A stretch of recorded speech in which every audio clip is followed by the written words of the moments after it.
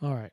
I was not going to record this, but I have to because this information is getting to be a little more obvious by the day. Look at this drop here, right? How would you anticipate a test back to this FEG, right? Or any kind of imbalance in the market, call it whatever you will, right? So for example, we broke this low, right? Broke this, right? We're going to come back to this wick at least, or the bodies that the bodies here, right? So the bodies that didn't clear out. Trying not to stumble on my words here, but I wasn't exactly ready to explain. There's a lot of things I still have not explained. So that being said, usually before price will continue trend down or up, but in other words, when it'll continue trend, usually what happens, give me 1 second here. I don't know what this is doing. Oh, maybe my voice got louder. All right, I'm gonna try this level. I think it's good. Before it was too low. Anywho, all right. Lots of things I have not explained. However, what I'm getting at is when price is going to continue, right? And you want to try to catch this little pop right here back to this area that you need to test, right? I'm noticing that so far, and I need to continue to go back here. But in a drop like this, right, where you're continuously dropping, right, to try and you don't want to catch a falling knife, obviously. However, to try to spot these reversals better, you notice you have this big candle, a small wick, right, and then you're gonna continue. Whatever. So when you have big wick like that, that makes me wonder. Obviously, if you hit some liquidity or something, but let's just say it does. So it didn't hit demand here. It hit an FEG, whatever the case might be. You approach an area of interest where you're simply trying to spot a reversal. You have this long wick. You have this little. It's not a doji, but it's a pause. Basically, yeah, it's a pause candle of some sort. And you have a wick like this. I think that this is a good place to take an entry with a stop right here. It doesn't always work, right? Nothing does, but it's very interesting to observe and try to just observe these patterns and see how that works. In this case, it's a long wicked bear candle and then a small bullish doji, right? It almost reminds me of a harami because but harami isn't exactly like this. Let's see if I can find a harami candle and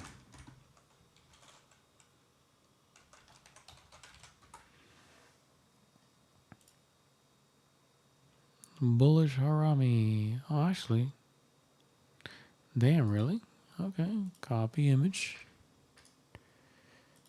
Um, paste image. Is it gonna work? Oh, look at that! How fancy! All right, so you have this situation going on here, right? And it's exactly look, see here. I mean, the reason I say it's not the same is because technically, this smaller, well, it's a smaller body. Basically, this smaller candle in general is inside of the body, where here it's not, right? See how these wicks are outside of the body structure? Either way, reminds me of harami, which a bullish harami is obviously a signal to go up. And right here, I mean, you know what? I need to look into haramis more because maybe it's more of a, how do I say? Maybe it's more of an idea, right? A general idea of how it should look and not a precise or exact, oh, it needs to be just like this. I should probably just read the page that I'm looking at right now, but I'm not going to do that because I am recording this. So, anyways, this situation here is showing you a very big wick, right? Which is basically a lot of buy pressure, right? So, big wick, bear candle, little doji thingamabobber, and then, entry and try to catch that move. Then the obvious things be aware of, this high right here, basically every other high until you get to the destination you want to ultimately test, which in this case, for me, where I'm always observing, obviously there's a 15-minute FEG here. I have a lot of shit on my chart, but if we didn't, let me see if I can do that, actually.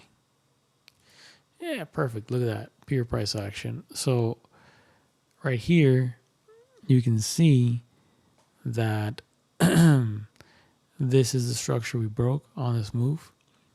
This is where we're coming back to approach, right? And when I put importance on the wicks as first touches, right? Or the bodies, or just basically both, right? Because if price does surge in like I did right here, sometimes it'll hit just the wick, right? So let's just say, actually, look, wait a second, really?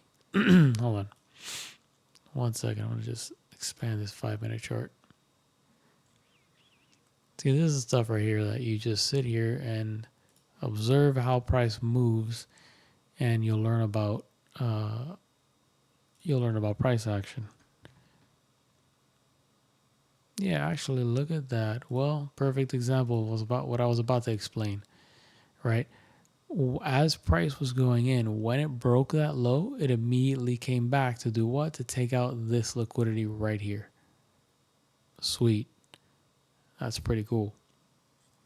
You can technically say you took it out here, but either way, we came back to that liquidity, right? As we continue and broke past this low, okay, we're going to, I mean, wherever we're targeting, it could just be this demand here. But maybe before it gets to that, it just does this kind of pause, reverses, do that retest, and then to continue, let's just say to get to this level here, right? Which is your demand. Shit, it's not right on top of the candle, but whatever, you know. Anywho, so top, boom, demand. So it just does this right here. I mean, technically, oh, look at that. Technically, we bounce from this one right here. Okay, I'm learning a little more as I go here. Even though I'm showing a concept, I'm learning more about that same concept. It's pretty interesting stuff. All right. See, I went on a total tangent on liquidity now, and I'm just yeah. I'm gonna delete this little Rami guy. All right. Price was coming down, broke the low, came back to test. What I was trying to explain is that we came back on this retest, took out the bodies and the wicks, right? But to know where we can retest, where we're going to more than likely retest, right? You can also look at the inner depth of like, hey, there's liquidity here. Will that get taken out? Yep, it does right here. Got taken out.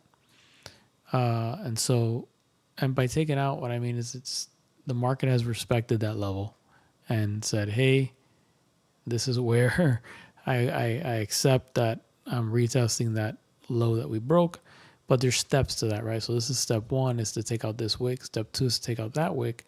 And then step three would be to take out the bodies, right?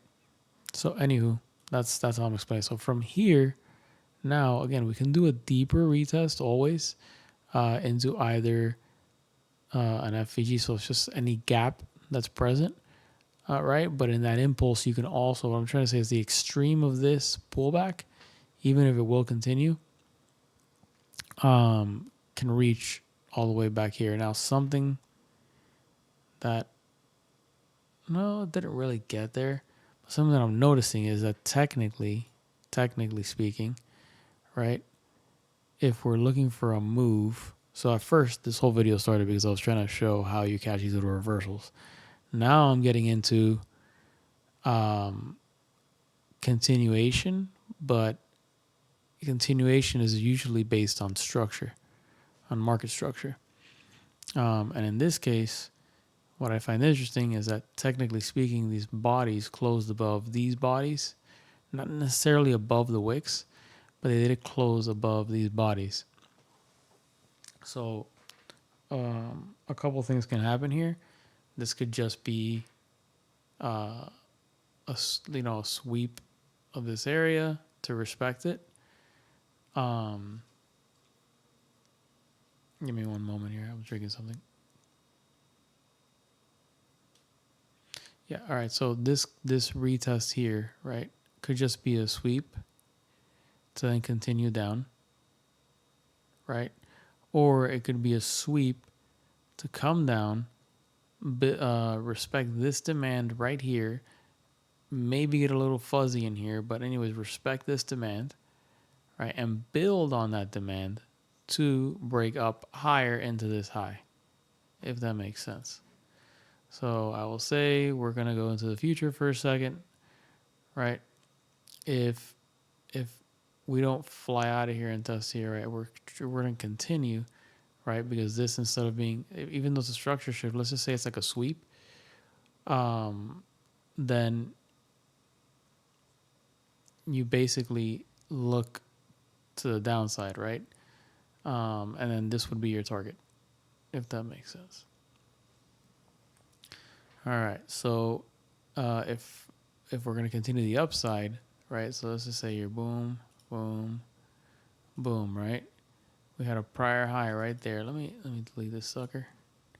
Zoom in a little bit.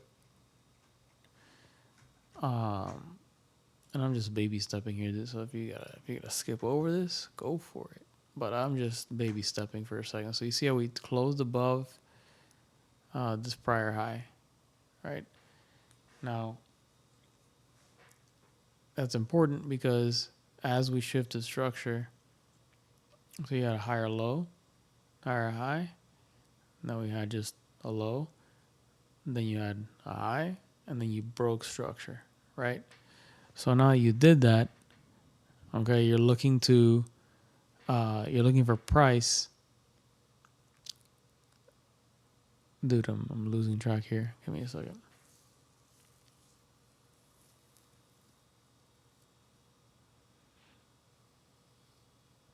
I lost my train of thought, so I'm going to continue from where I think I was. But basically, this shift of structure was important because of this. So that's what I was going to. So basically, here, you broke that low and you shifted structure, right? So now you're bearish. What are you looking for? Well, you're looking for price after it breaks through here to come back and retest what? The low that it broke. Now, this is a good example. And we can get deeper into like which liquidity was taken out. But in general, look what happens here, right? We have the lowest wick right here. Okay, and I'm just gonna put a couple lines just to see where it sits. Please ignore that dotted line. It's the daily open, and I don't want to remove it right now. So you have this wick right here, where the market came back to, right? You also have this wick right here, and then you also have this wick right here, which did not get touched. So I just want to show that in this example, right, you had a full, well, let me see. No, you only had, well, no. You took, okay. So in this example, in this retest here, right, you see how this whole wick is here? And I'm just going to use the a rectangle to show you how much it took out, right? So in this example, that wick took out all of that. So the bodies, the wick that was left to test, right? Because when we had this one right here, oh dang, hello line. Okay, that's actually pretty spot on. All right, that was the wick size.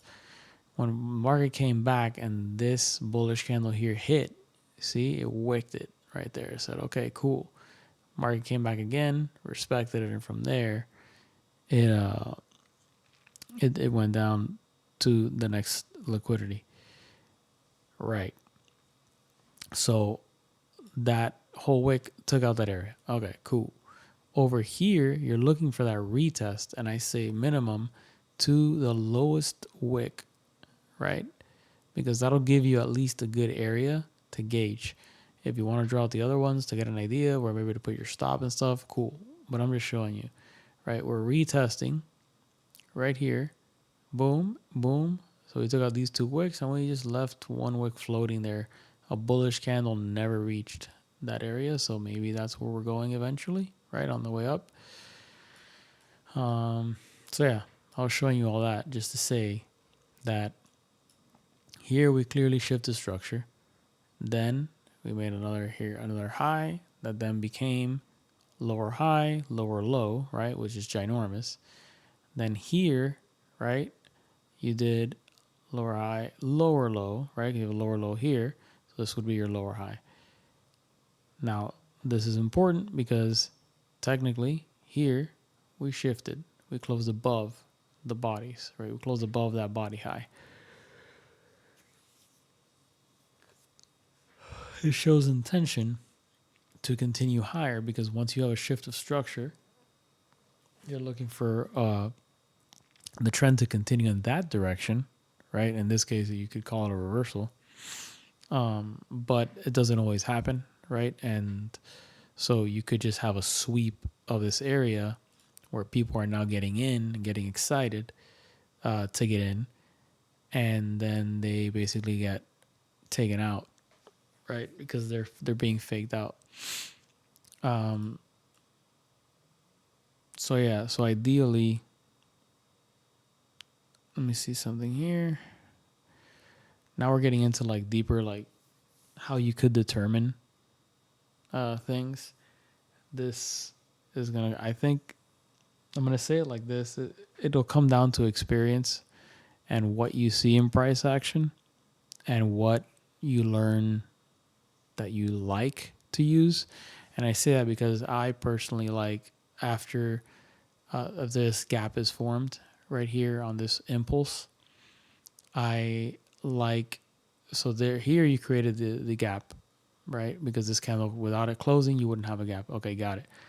Here you attempted to take this high, but you didn't, right? So basically, so I like for it to come back and do a retest of that gap and hold and then continue, right? And that's how. So it's essentially. Where's my thing, dude? Here we go. So essentially, I would want price. So here we form the gap, which is great. Then we came to test the high, which we failed. That's great. And now I want to see if we come back to that area, tap it, and then at least get a body high close above this body. This is a work in progress, and this is why it's also open to interpretation, right? It's something that you need to figure out with time.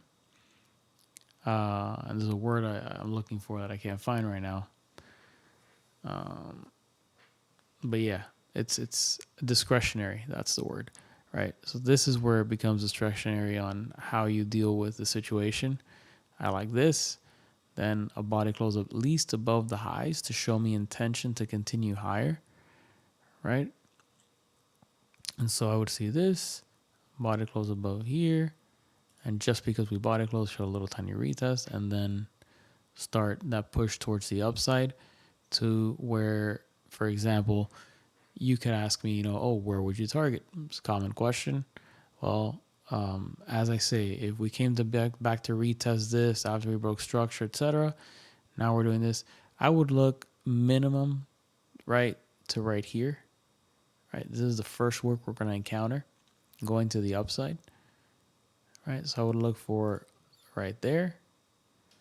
Right, and then ideally, really after here, I would look to just go straight into supply with a max TP being about here. And I'm talking about just this first impulse, right? It could just go to right here, right? I'm saying the first candle that does body close above high, these highs right here, these body highs, retest that area, and then basically fling out. And as price zooms out, you got to be careful with these two wicks. But once we zoom out and really like engulf, two things can happen. It can just engulf on that first thing, close, then do a little retest again and whatever, or it can fly. And what I'm saying is that if it flies and price comes in, you see volume rush into the situation, dude, this shit's happening to the T like I'm talking about it. That's weird as fuck. Anywho, look at how right here, right? This is where once this surge occurs, if we just rip past these two, then we could fly to right here, right? Because that has not been taken out. We can fly to right there. I mean, but realistically, after here comes the supply, then comes the high, right? So it'd be like your lowest target. You can put like a medium, and this would be high, I mean, can it surge past that as well and continue to the next? Yeah, sure. But in one candle, unless I don't know some kind of news event, I don't see that happening. But whatever. I hope this is making sense. I don't. I mean, I didn't think to get into this deep, but I guess I don't know. Is it deep? I have no fucking idea. Anyways, that's what I would look for. Now, for the inverse, right? If I'm talking about like, okay, well, how would I know if there's weakness? I mean, I already see this happening. This shit literally happened. How I said it, like that is, oh, I didn't get a perfect test of the freaking, what's it called? Of the gap. But you got that extra pullback, right? Because if you get in long here, which is very normal and it's very understandable, then this wick here, if your stop is tight below this candle, that shit would have taken you out.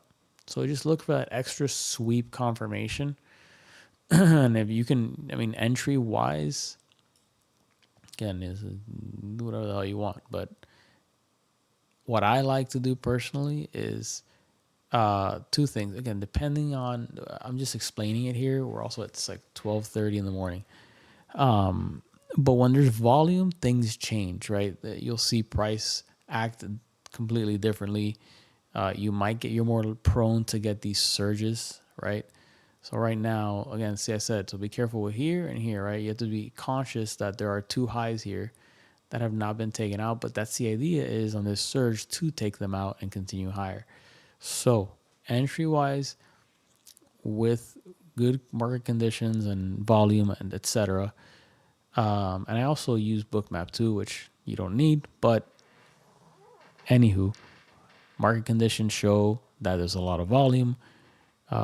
Buyers, look like they're really coming in. Very, very risky play is on this, right? So we got Doom, Gap here. Hey, and now we're coming back to approach a retest. Perfect. Now I want to see price push back out. Ideally, on the 5-minute candle, ideally, I want to see this wick happen and recover. Again, this is a very big work in progress, okay? But based on my observations of price, I want to see a wick recovery of, I'd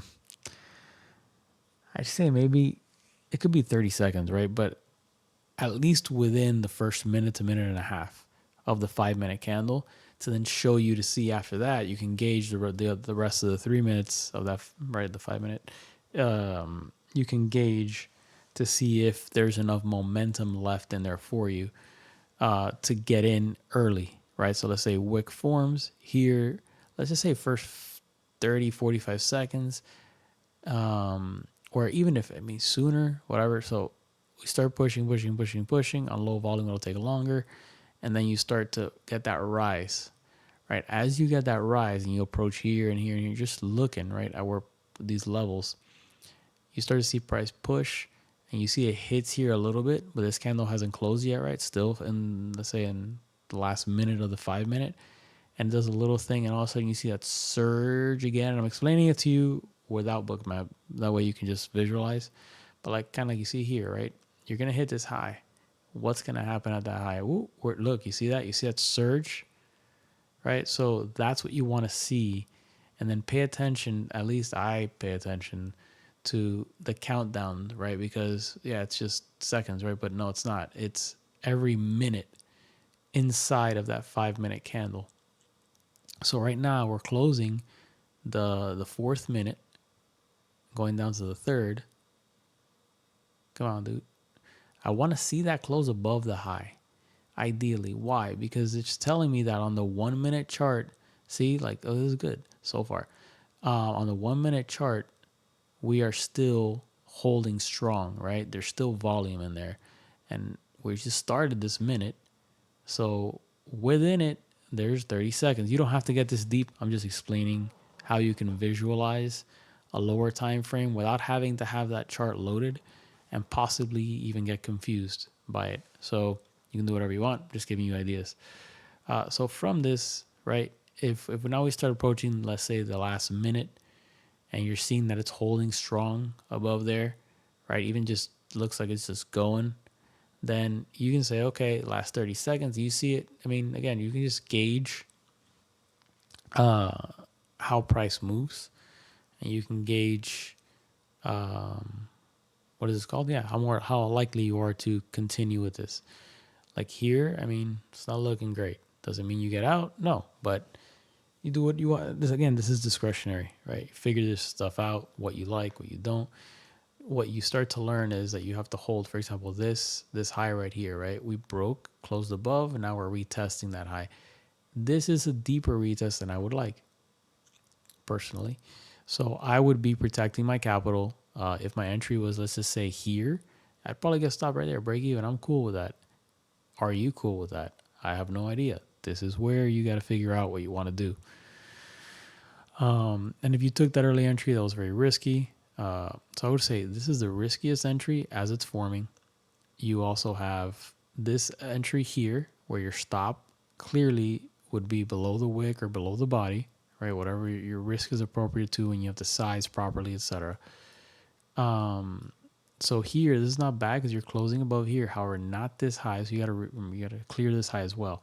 That's why for a strong push to let's just say this wick or this supply here, right, or the top, I would like for I would have liked for this candle to close above both highs, right, and then it can do a little retest wick all at once or a good one, right, at least to here, right, which this is the previous demand. I don't know if this is making sense or not, but I'm just explaining. And I don't know if I'm just jumping the gun here, but I'm just going as I go. All right. So you got to visualize that, right? That's a demand. So these are the things to look for, right? If we start tearing into this demand and not immediately rejecting it in this case, it just shows weakness. It doesn't mean it's not going to go, but now you need to wait another candle, right? And then see if it gets, so far it's holding, right? But again, this would have been really nice if we had something higher than this wick. So far, we are just rejecting the wick. So we'll find out in a bit here. Anyways, I hope all this makes sense. If it doesn't make sense, let me know. But I think that's all I wanted to cover. I started with a wick and I went into a bunch of stuff. 27 minutes in here. I don't know how that's possible, but it is. So yeah, study price. It's a healthy thing to do. And yeah, you know, keep practicing, keep studying, and stick to one thing. Keep it simple. I can turn all this stuff back on. Look, woof, looks crazy, but it's really just price and market structure. So that being said, I'm going to stop this video. Alrighty, catch you later.